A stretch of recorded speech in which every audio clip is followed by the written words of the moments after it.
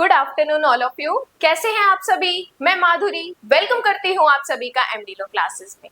आज मैं आपको बीएनएस का सेक्शन 2 डिटेल से बताने वाली हूँ। लास्ट क्लास में मैंने आपको बताया था कि इस सेक्शन 2 को कैसे रिवाइज करना है, कैसे लर्न करना है।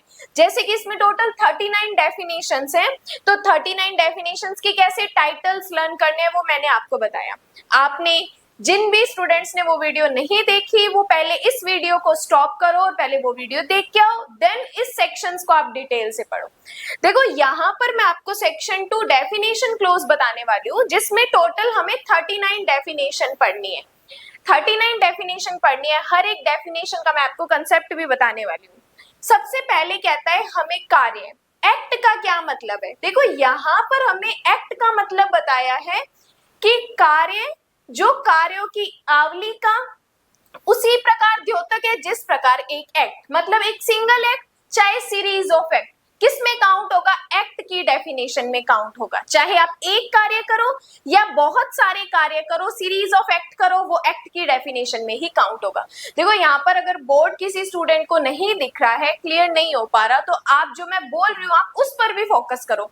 बेरेक्ट साथ में लेके बैठो, नोट साथ में लेके बैठो, ताकि जो जो चीजें मैं आपको एक्स्ट्रा शॉर्ट में बता रही हूँ ताकि वो आप याद करो। जैसे अब एक्ट की डेफिनेशन अब हिंदी में अपने पढ़ते हैं तो हार्ड लगती है, तो इसलिए आप इसको याद रखो कि सिंगल एक्ट और सीरीज ऑफ एक्ट दोनों ही एक्ट की डेफिनेशन में काउंट होते हैं। सेकंड हम पढ़ते हैं जीव जंतु, एनिमल।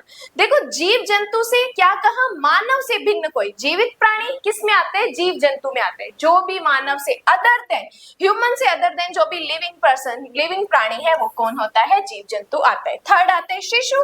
प्री का क्वेश्चन आता है कि शिशु कौन है, तो इन्होंने कहा जो 18 वर्ष से कम आयु का पर्सन किस में काउंट होगा? शिशु में या बालक में काउंट होगा। देन आता है कूटकरण।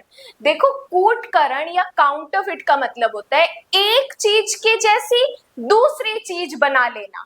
जैसे एक डॉक्यूमेंट देखी आपने, आपने उसको देखे देखे दूसरी डॉक्यूमेंट बना ली, तो ये क्या होगा? फोर्जरी हो, सॉरी काउंटरफिट होगा, कूटकरण होगा। लेकिन याद रखो ये जरूरी नहीं है कि हूबहू सेम वही चीज होनी चाहिए, थोड़ा बहुत डिफरेंस हो तब भी वो काउंटरफिट में आएगा। अब देखो क्या कहा? कोई पर्सन जो एक चीज को दूसरी चीज के सदृश, मतलब उसके जैसी इस इंटेंशन से करता है कि वह सदृश्य से प्रवंचना करे। अब देखो इंटेंशन क्या होना चाहिए? आपका इंटेंशन होना चाहिए कि अगर आप डॉक्यूमेंट एज इट इज देख के बना रहे हो तो आपका इंटेंशन प्रवंचना, डिसीटफुल होना चाहिए, धोखा करने का होना चाहिए, या संभाव्य जानते हुए करता है कि उसके द्वारा प्रवंचना की जाएगी, कूटकरण करता है। ऐसा कहा जाता है कि एक चीज के हूबहू दूसरी चीज बनाना और इंटेंशन प्रवंचना का है तो आप क्या करते हो? कूटकरण करते हो। दो एक्सप्लेनेशन हमें कहते हैं कि कूटकरण के लिए ये जरूरी नहीं है कि नकल ठीक वैसी हो, एज इट इज होना जरूरी नहीं है, थोड़ा बहुत डिफरेंस है तो भी उसमें चलेगा।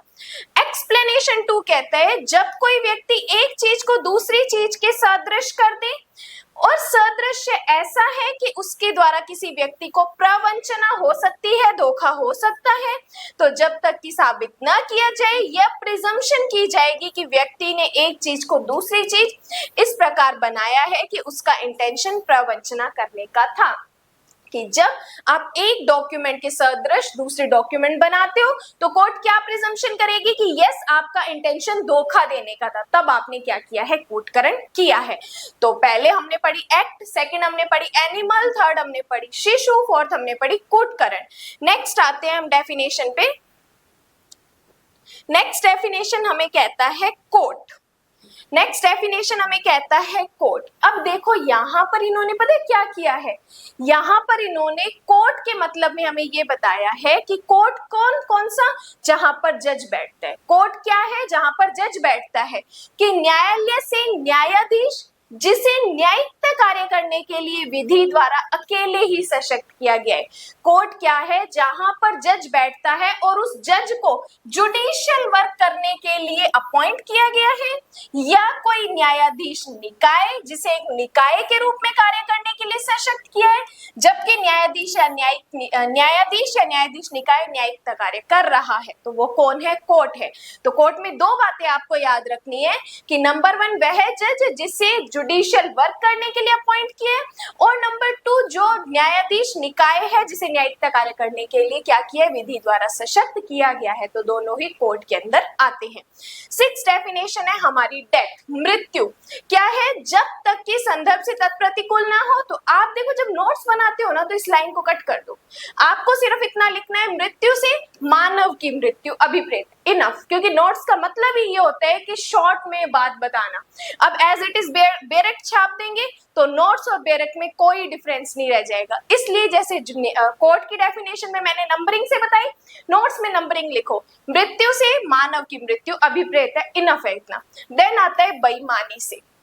अब देखो बेईमानी आप करते हो तो इसमें क्या होता है, थोड़ा सा माइंड अगर अपने लगाएं, बेईमानी करने का इंटेंशन है तो एक को लाभ होगा दूसरे को हानि होगी। अगर आप कोई चीज बेईमानी से ले लेते हो तो आपने ली तो आपको लाभ हुआ, दूसरे की चीज ली तो दूसरे को क्या हुआ, हानि हो गई। तो यही हमें बताया, बेईमानी से इस इंटेंशन से कोई कार्य करना कि जो एक व्यक्ति को सदोष अभिलाभ कारित करे और अन्य व्यक्ति को सदोष हानि करे, तो वो क्या हो जाती है, बेईमानी। क्या याद रखना है, बेईमानी से एक को सदोष अभिलाभ दूसरे को सदोष हानि, तो वो क्या होती है, बेईमानी। देन आता है डॉक्यूमेंट, दस्तावेज, इंपॉर्टेंट डेफिनेशन प्री और मेंस की।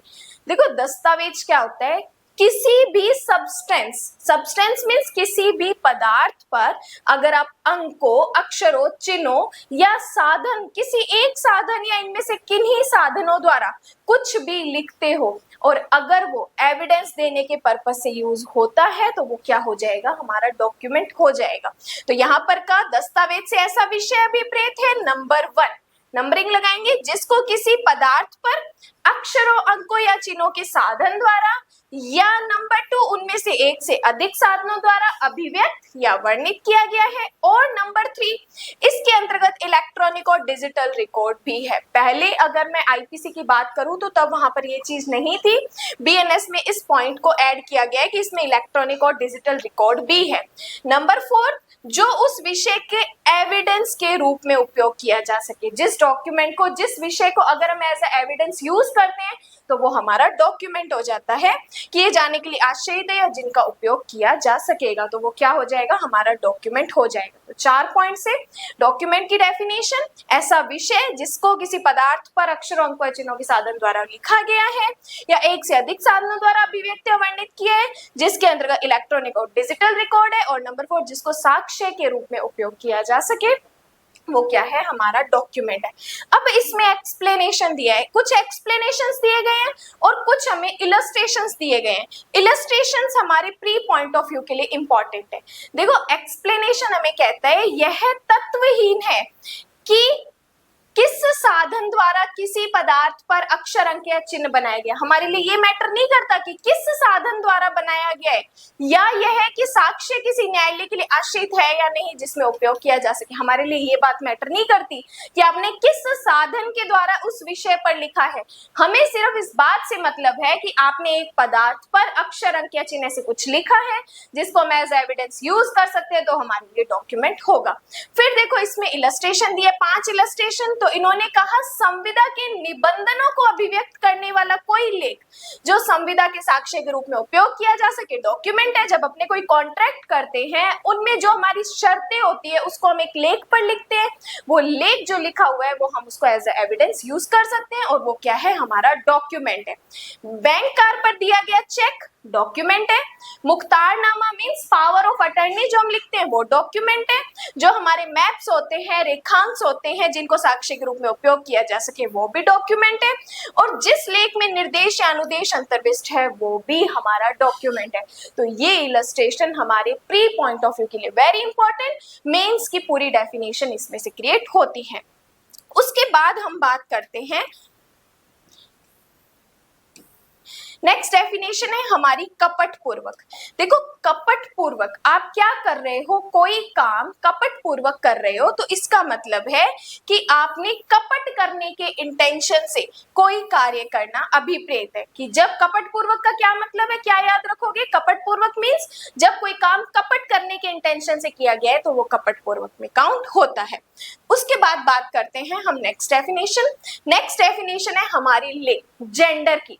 देखो यहाँ पर एक नई चीज जोड़ी गई है। पहले हम पढ़ते थे जेंडर में मेल और फीमेल दोनों इंक्लूड है, लेकिन अब इन्होंने एक्सप्लेनेशन में हमें बताया कि जो ट्रांसजेंडर हिंदी में सिखा जाता है उभयलिंगी भी इसी जेंडर में इंक्लूड है, कि लिंग में पुल्लिंगवाचक शब्द जिसके अंतर्गत कोई व्यक्ति किया जाता है, या चाहे पुरुष हो या महिला या उभयलिंगी, तीनों ही जेंडर में इंक्लूड होते हैं। मेल फीमेल ट्रांसजेंडर तीनों ही जेंडर में इंक्लूड होते हैं। देन आता है गुड फेथ, सद्भाव पूर्वक। देखो सद्भाव पूर्वक का मतलब होता है जब कोई काम आप पूरा प्रॉपर ड्यू केयर से कर रहे हो, उचित सतर्कता और ध्यान से कर रहे हो, तो इसका मतलब होता है आपने वो काम क्या किया है, अच्छे से और प्रॉपर गुड फेथ में किया है। तो यहाँ पर हमें जो डेफिनेशन है वो नेगेटिव सेंस में दे रखी है। मैं आपको पॉजिटिव बताती हूँ।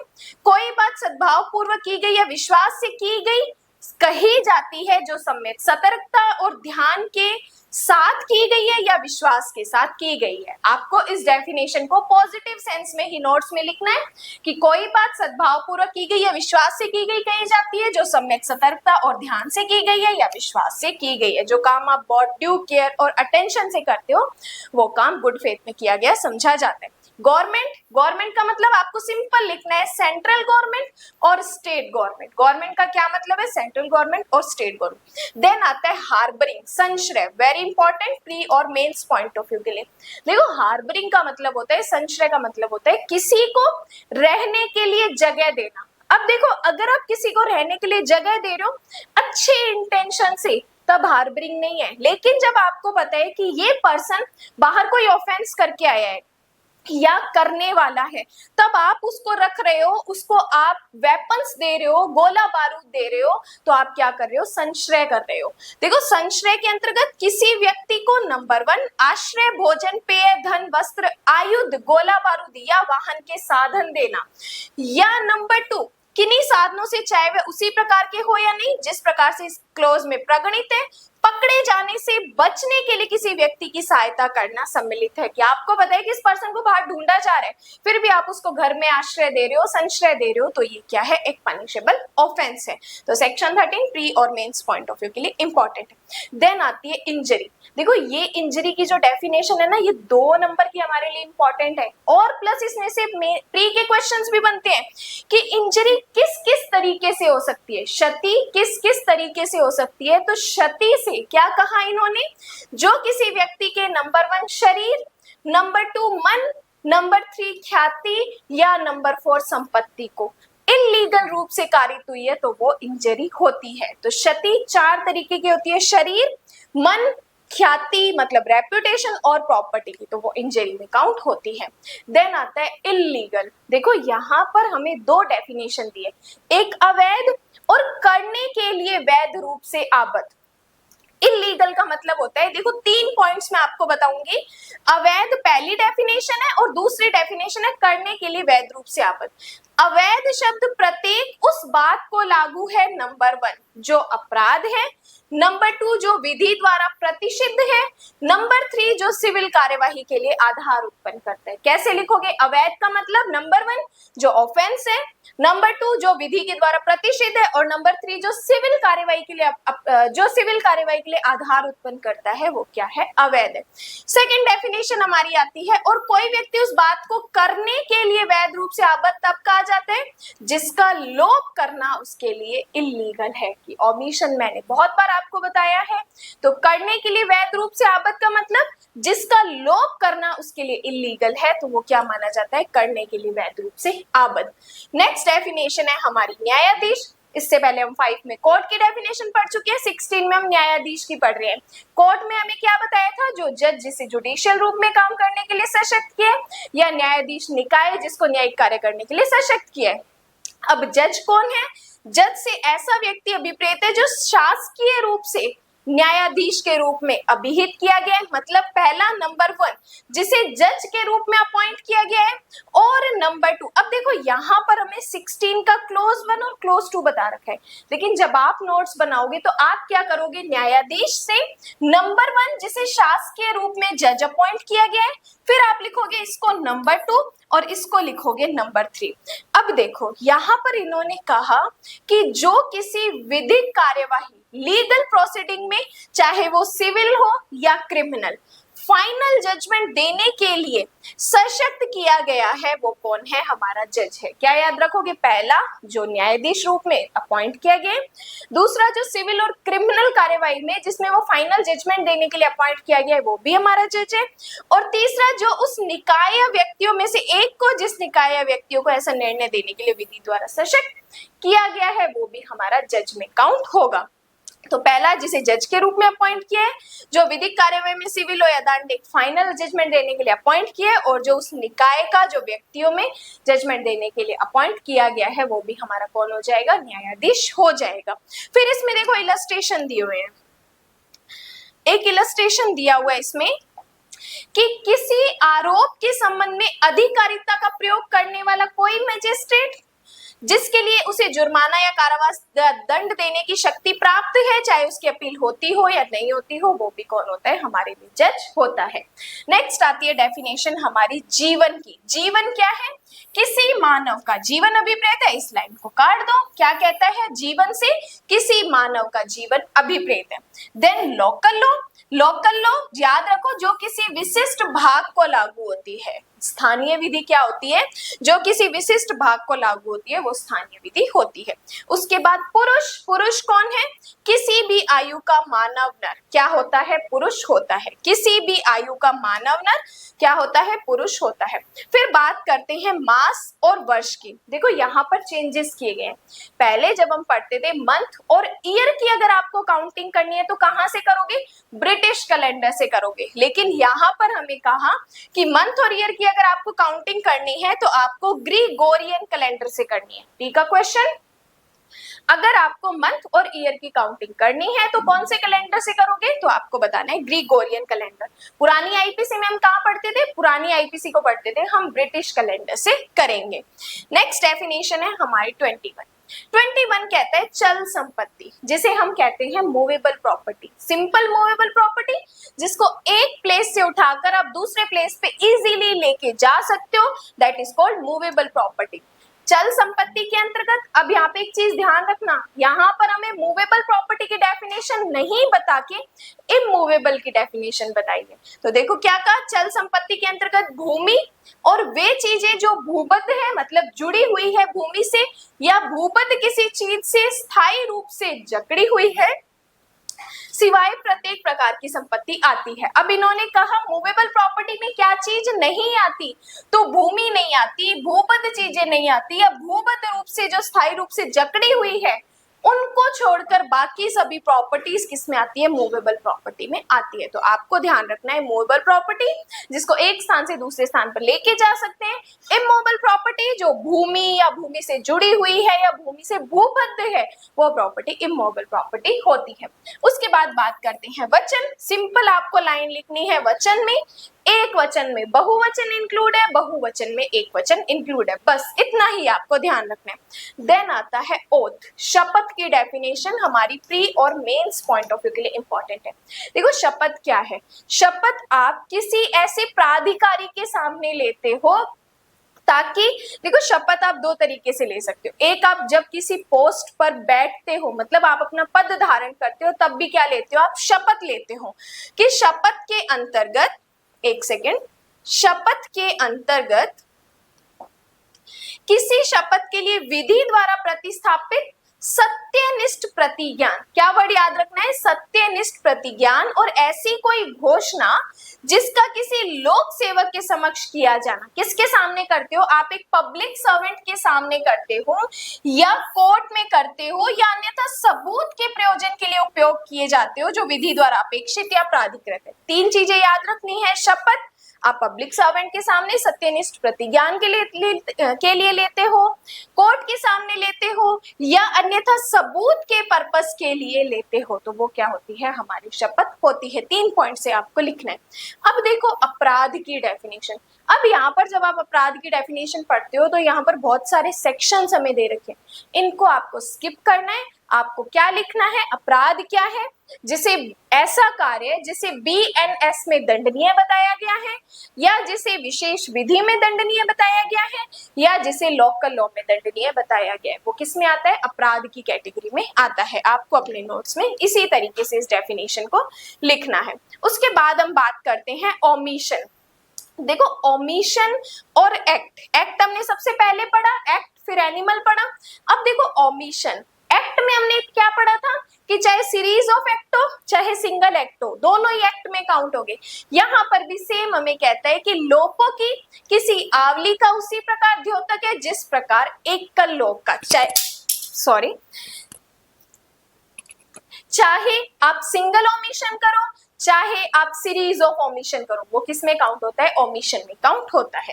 देन आता है पर्सन, व्यक्ति की डेफिनेशन है हमारी प्री पॉइंट ऑफ व्यू के लिए वेरी इंपॉर्टेंट। पर्सन के अंतर्गत नंबर 1 कोई कंपनी, नंबर 2 संगम, नंबर 3 व्यक्ति निकाय, चाहे वह निगमित हो या नहीं, किस में आता है, पर्सन्स में आता है। ये ऑलरेडी जुडिशरी के प्री क्वेश्चंस में आ चुका है। पर्सन्स में कौन इंक्लूड है, कंपनी, संगम या व्यक्ति निकाय, चाहे निगमित हो या नहीं हो, इसमें आता है। देन आता है लोक, पब्लिक के अंतर्गत कोई भी वर्ग या कोई भी समुदाय आता है। प्री का क्वेश्चन, पब्लिक में चाहे कोई भी वर्ग भी आ सकता है, कोई समुदाय भी आ सकता है। उसके बाद आती है हमारी public servant, pre plus mains plus interview का क्वेश्चन है कि कौन पर्सन पब्लिक सर्वेंट में आता है और कौन पर्सन पब्लिक सर्वेंट में नहीं आता।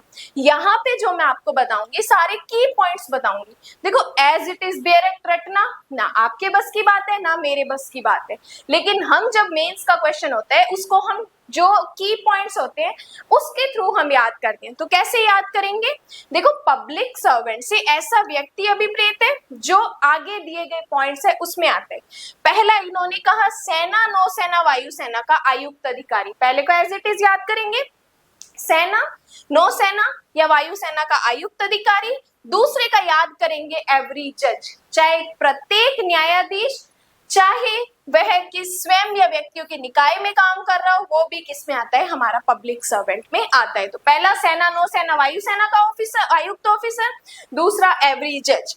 थर्ड पॉइंट में आता है हमारा न्यायालय का प्रत्येक अधिकारी, कोर्ट में जितने भी ऑफिसर्स बैठते हैं, क्या कहा, कोर्ट में जितने भी ऑफिसर्स बैठते हैं वो भी किस में आते हैं, पब्लिक सर्वेंट में आते हैं। डी में कहते हैं किसी न्यायालय या लोक सेवक की सहायता करने वाला प्रत्येक असेसर या पंचायत का सदस्य। फोर्थ पॉइंट, असेसर या पंचायत का सदस्य वो भी किस में आता है, पब्लिक सर्वेंट में आता है। देन बात करते हैं प्रत्येक आर्बिट्रेशन, मध्यस्थ या अन्य व्यक्ति जिसको न्यायालय द्वारा किसी अन्य सक्षम लोक प्राधिकारी द्वारा कोई मामला विनिश्चित करने के लिए बताया गया है, तो वो भी किस में आता है, हमारा पब्लिक सर्वेंट में आता है। तो क्या कहा, चाहे एवरी जज हो, चाहे कोर्ट में काम करने वाला ऑफिसर हो, असेसर या पंचायत का सदस्य हो, या एवरी आर्बिट्रेशन, वो भी किस में आता है, पब्लिक सर्वेंट में आता है। उसके बाद बात करते हैं हम नेक्स्ट। देखो यहाँ पर हमें कहता है कि प्रत्येक व्यक्ति जो ऐसे पद को धारण किए हुए हैं जिसके आधार पर वह व्यक्ति को परिरोध में करने के लिए सशक्त है, ऐसा पर्सन जो जिसको हमने अपॉइंट किया है ताकि वो किसी पर्सन को परिरोध में कर सके। परिरोध का मतलब देखो यहाँ पर ये होता है, चाहे आप उसको चार दीवारी में बंद कर रहे हो, चाहे आप उसको ऐसे खाली जगह में बिठा रहे हो और उसके आगे आप क्या कर रहे हो, पुलिस का पहरा या ऐसे ऑफिसर्स का पहरा लगा रहे हो ताकि वो कहीं जा नहीं सकता। तो जिस पर्सन को हम परिरोध में करने के लिए अपॉइंट कर रहे हैं वो भी क्या होता है, हमारा पब्लिक सर्वेंट होता है। देन बात करते हैं सरकार का प्रत्येक अधिकारी। अब गवर्नमेंट का हर ऑफिसर वो भी कौन होगा, हमारा पब्लिक सर्वेंट होगा, चाहे उसका काम अपराधों का निवारण करना हो, अपराधों की सूचना देना हो या न्याय के लिए उपस्थित करवाना हो, वो भी हमारा पब्लिक सर्वेंट है। अब बात करते हैं प्रत्येक अधिकारी, एवरी ऑफिसर। अब देखो यहाँ पर जो एवरी ऑफिसर की बात की गई है, एवरी ऑफिसर जिसकी ड्यूटी बनती है कि वह गवर्नमेंट की तरफ से काम कर रहे हैं, गवर्नमेंट उसको जो जो काम बता रही है, जो गवर्नमेंट की तरफ से काम कर रहा है, चाहे प्रॉपर्टी को रखना है, ग्रहण करना है, व्यय करना है, एक्सेप्ट करना है, जितने भी प्रॉपर्टी से रिलेटेड काम है वो गवर्नमेंट का एवरी ऑफिसर भी क्या हो जाएगा, हमारा पब्लिक सर्वेंट हो जाएगा। उसके बाद बात करते हैं एवरी ऑफिसर जिसको हम क्या काम करने के लिए दे रहे हैं। देखो यहाँ पर एक चीज याद रखो, एवरी पर्सन जिसको हम क्या काम कर रहे हैं, ग्राम नगर या जिले के पंथ निरपेक्ष सामान्य प्रयोजन के लिए किसी संपत्ति को ग्रहण करता है, प्राप्त करता है, रखे रखता है, व्यय करता है, वो भी हमारा कौन हो जाएगा, पब्लिक सर्वेंट हो जाएगा। तो एवरी ऑफिसर जिसकी ड्यूटी बनती है कि गांव नगर जिले में प्रॉपर्टी को हेल्ड कर रहा है, वो भी हमारा पब्लिक सर्वेंट हो जाएगा। नेक्स्ट बात करता है एवरी पर्सन जिसको हम निर्वाचन नामावली तैयार करने के लिए अपॉइंट कर रहे हैं, वो भी हमारा पब्लिक सर्वेंट हो जाएगा। उसके बाद बात करते हैं, देखो अब इन्होंने लास्ट वाले पॉइंट में मैं एक चीज क्लियर कर दी, ऐसा पर्सन जो गवर्नमेंट से सैलरी ले रहा है वो भी हमारा पब्लिक सर्वेंट हो जाएगा, कि ऐसा पर्सन जो सरकार की सेवा में है या उससे वेतन ले रहा है या कमीशन के रूप में पारिश्रमिक पा रहा है, वो भी हमारा पब्लिक सर्वेंट है। तो ये सारे पॉइंट्स हमें बताए गए हैं कि ये पर्सन पब्लिक सर्वेंट में काउंट होते हैं, लोक सेवक में माने जाते हैं। उसके बाद बात करते हैं हम नेक्स्ट डेफिनेशन हमें कहती है विश्वास करने का कारण, रीजन टू बिलीव। अब देखो रीजन टू बिलीव, विश्वास करने का कारण क्या है, कि कोई व्यक्ति किसी बात को विश्वास करने का कारण रखता है तब कहा जाता है जब उस बात के विश्वास करने का उसके पास सफिशिएंट रीजन है। पर्याप्त विश्वास करने का कारण मीन्स हम आपके ऊपर विश्वास करने का हमारा एक ये रीजन है क्योंकि आपके पास एक सफिशिएंट कारण है, सफिशिएंट रीजन है, तब हम आपके ऊपर रीजन टू बिलीव कर सकते हैं। स्पेशल लॉ, विशेष विधि क्या होती है, विशिष्ट विषय पर लागू होती है, जबकि स्थानीय विधि इसी विशिष्ट भाग पर लागू होती है, विशेष विधि किसी विशिष्ट विषय पर लागू होती है। देन आते हैं वैल्यूएबल सिक्योरिटी, मूल्यवान प्रतिभूति। देखो वैल्यूएबल सिक्योरिटी का मतलब होता है कि आपकी कोई ऐसी चीज जो आपके लिए बहुत इंपॉर्टेंट है, वैल्यूएबल है। अब ऐसा कोई डॉक्यूमेंट, वैल्यूएबल सिक्योरिटी में इन्होंने डॉक्यूमेंट को इंक्लूड कर दिया कि मूल्यवान प्रतिभूति में दस्तावेज शामिल है। दस्तावेज अभिप्रेत है नंबर 1, जो ऐसा दस्तावेज है या होना तात्पर्य है जिसके द्वारा कोई विधिक अधिकार, डॉक्यूमेंट से क्या हो रहा है, आपका कोई लीगल राइट सृजित, विस्तृत, अंतरित, निर्बंधित या निर्वापित किया जा रहा है या छोड़ा जा रहा है। या नंबर 2, जिसके द्वारा कोई व्यक्ति ये एक्नॉलेज करता है, अभिस्वीकृत करता है कि वह विधिक दायित्व के अधीन है या अमुक अधिकार, विधिक अधिकार नहीं रखता है। वैल्यूएबल सिक्योरिटी ऐसा डॉक्यूमेंट है जिसके द्वारा आपका कोई लीगल राइट क्रिएट हो रहा है, जिसके द्वारा आपको कोई विधिक अधिकार सृजित हो रहा है, विस्तृत हो रहा है, अंतरित, निर्वापित या निर्बंधित हो रहा है, या जिसके द्वारा आपको ये बताया जा रहा है कि आपका कोई विधिक दायित्व के अधीन हो या आपका कोई लीगल राइट नहीं है, वो क्या होती है, हमारी वैल्यूएबल सिक्योरिटी होती है। उसके बाद बात करते हैं वेसल, जलयान। अब जलयान की डेफिनेशन हमारे लिए इंपॉर्टेंट है क्योंकि प्री पॉइंट ऑफ व्यू के लिए पहले भी आ चुके हैं, और वैल्यूएबल सिक्योरिटी की प्री और मेंस दोनों के लिए इंपॉर्टेंट है। वेसल से ऐसी कोई चीज अभिप्रेत है जो मानव के या संपत्ति के जल द्वारा प्रहरण के लिए बनाई गई है। वेसल, जलयान क्या है, जो या तो मानव को या किसी प्रॉपर्टी को जल के द्वारा, मतलब जो हमारे शिप्स चलते हैं, क्रूज चलते हैं, जो मानव को एक जगह से दूसरी जगह या प्रॉपर्टी को या वस्तुओं को एक जगह से दूसरी जगह लेके जा रहा है, वो कौन होता है, हमारा वेसल होता है। उसके बाद बात करते हैं स्वेच्छा, वॉलेंटियरली। देखो वॉलेंटियरली का मतलब होता है कि कोई काम आप अपनी इच्छा से कर रहे हो, कोई काम जब आप अपनी इच्छा से करते हो तो वॉलेंटियरली कहा जाता है। जब वह उसे उन साधनों द्वारा कारित करता है जिसके द्वारा कारित करने का उसका इंटेंशन था, या उन साधनों द्वारा कारित करता है जिन साधनों को काम में लाते समय वह जानता था या विश्वास करने का कारण रखता था कि उसका कारित होना संभाव्य है। कि जब आप काम अपनी इच्छा से करते हो तो वो काम वॉलेंटियरली काउंट होता है। देन बात करता है वसीयत, विल क्या होती है, जो हमारी वसीयती डॉक्यूमेंट होती है। वसीयत से वसीयती दस्तावेज अभिप्रेत है, प्री का क्वेश्चन। महिला कौन है, महिला किसी भी आयु की मानव नारी महिला में इंक्लूड होती है। देन हमारा डेफिनेशन आता है सदोष अभिलाप, सदोष हानि, सदोष अभिलाप प्राप्त करना, सदोष हानि उठाना। देखो मैं आपको सिंपल बताती हूँ, बाद में अपने बेरेक्ट की तरफ चलते हैं। देखो सदोष अभिलाप का मतलब होता है कि जिस पर्सन को जो लाभ हो रहा है उसका वो एक्चुअल में तो हकदार ही नहीं है। जिस पर्सन को जिस प्रॉपर्टी से लाभ हो रहा है वो एक्चुअल में उसका राइट ही नहीं रखता, उसके पास वो हकदार ही नहीं है उस लाभ को प्राप्त करने का। जबकि हानि में क्या होता है कि ऐसे विधि विरुद्ध साधनों के द्वारा आप किसी पर्सन को हानि क्रिएट कर रहे हो, जो हानि उठाने के लिए वो विधिक रूप से हकदार होता है। जैसे अब मेरा पेन आपने चुराया जो कि बहुत कॉस्टली है, अब आपने चुराया तो आप ये लेने के लिए हकदार नहीं हो, तो आपको क्या हुआ है, सदोष अभिलाभ हुआ है, क्योंकि आप इस पेन को लेने का राइट ही नहीं रखते। सेकंड, अब देखो मुझे क्या हो रहा है, इसमें लॉस हो रहा है। अगर आप मेरा पेन उठा रहे हो तो मुझे क्या हो रहा है, लॉस हो रहा है, क्योंकि मेरी चीज खो रही है। या आप मेरे हाथ से अंगूठी निकाल के और नदी में फेंक देते हो तो इससे क्या हो रहा है, मुझे सदोष हानि हो रही है। तो यही हमें कहता है सदोष अभिलाभ, विधि विरुद्ध साधनों द्वारा ऐसी प्रॉपर्टी का लाभ अभिप्रेत है जिसका लाभ प्राप्त करने का वह वैध रूप से हकदार नहीं है। जिसको बेनिफिट हो रहा है वो तो एक्चुअल में राइट ही नहीं रखता बेनिफिट लेने का। और सदोष हानि में विधि विरुद्ध साधनों द्वारा ऐसी प्रॉपर्टी की हानि जिसकी हानि उठाने वाला व्यक्ति वैध रूप से हकदार होता है। अब जिसको लॉस हो रहा है, आप अगर किसी की प्रॉपर्टी को उठा के बाहर फेंक रहे हो, मूवेबल प्रॉपर्टी को, तो जिस पर्सन की है उसे तो लॉस हो रहा है, अब वो वैध रूप से क्या है, उसका हकदार है हानि उठाने के लिए। अब सदोष अभिलाभ प्राप्त करना और सदोष हानि उठाना, दो डेफिनेशन हमें बताइए कि सदोष अभिलाभ प्राप्त करना क्या होता है, सदोष हानि उठाना क्या होता है। अब देखो सदोष अभिलाभ प्राप्त करना की पहली डेफिनेशन हमें बताता है कि कोई व्यक्ति सदोष अभिलाभ प्राप्त करता है, ये तब कहा जाता है नंबर 1 जब वह उसे सदोष रखे रखता है, या नंबर 2 तब भी जब वह उसे सदोष अर्जन करता है। दो बातें, सदोष अभिलाभ प्राप्त करने का मतलब जब वह उसे सदोष रखे रखता है, सदोष का मतलब होता है गलत तरीके से, रॉन्गफुल तरीके से या गलत तरीके से उसे अर्जित करता है तो वो सदोष अभिलाभ प्राप्त करता है। दूसरी डेफिनेशन, कोई व्यक्ति सदोष हानि उठाता है तब कहा जाता है जब नंबर 1 उसे किसी संपत्ति से सदोष अलग रखा जाता है, या नंबर 2 तब जब उसे संपत्ति से सदोष वंचित किया जाता है। अब मेरी अंगूठी को आप नदी में फेंक रहे हो तो क्या हो रहा है, मुझे तो लॉस हो रहा है, आप मुझे मेरी प्रॉपर्टी से क्या कर रहे हो, अलग रख रहे हो या मुझे मेरी प्रॉपर्टी से वंचित कर रहे हो, तो वो क्या होता है, सदोष हानि उठाना होता है। फिर आता है वर्ड एंड एक्सप्रेशन। आज की इस वीडियो की लास्ट डेफिनेशन है वर्ड एंड एक्सप्रेशन।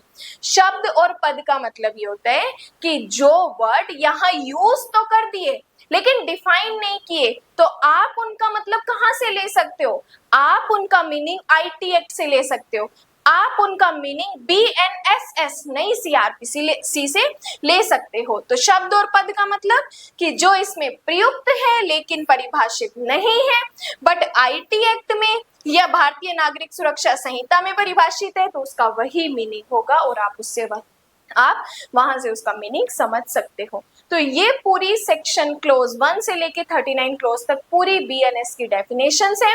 हर चीज मैंने आपको डायरेक्ट पॉइंट ऑफ व्यू से बताई है, कंसेप्चुअल भी बताई है और मैंने आपको एग्जांपल्स भी बताए। देखो जो चीजें, कुछ बातें ऐसी होती है जो सिर्फ हम अपनी क्लासेस में बताते हैं, क्योंकि एक ही काम है, अगर क्लासेस भी बंद कर देंगे तो कैसे घर चलेगा। तो इसलिए बाकी मैं अपनी तरफ से पूरी कोशिश करती हूँ कि जो डायरेक्ट पढ़ने में दिक्कत आती है वो आप सभी को ना आए, जो सेल्फ स्टडी करते हैं उनको डायरेक्ट पढ़ने में, कंसेप्ट समझने में दिक्कत ना आए। तो वीडियो अच्छी लगी हो तो फ्रेंड्स के साथ शेयर कर देना, प्लीज लाइक और कमेंट जरूर कर दिया करो। जब आप लाइक और कमेंट करते हो तो मुझे पता चलता है कि यस मेरी वीडियो आप तक पहुंच चुकी है, जो मैं समझाना चाहती हूँ वो आप समझ चुके हो, तो इस चीज से मुझे मोटिवेशन मिलता है। बाकी आप सब बहुत समझदार हो। Thank you so much.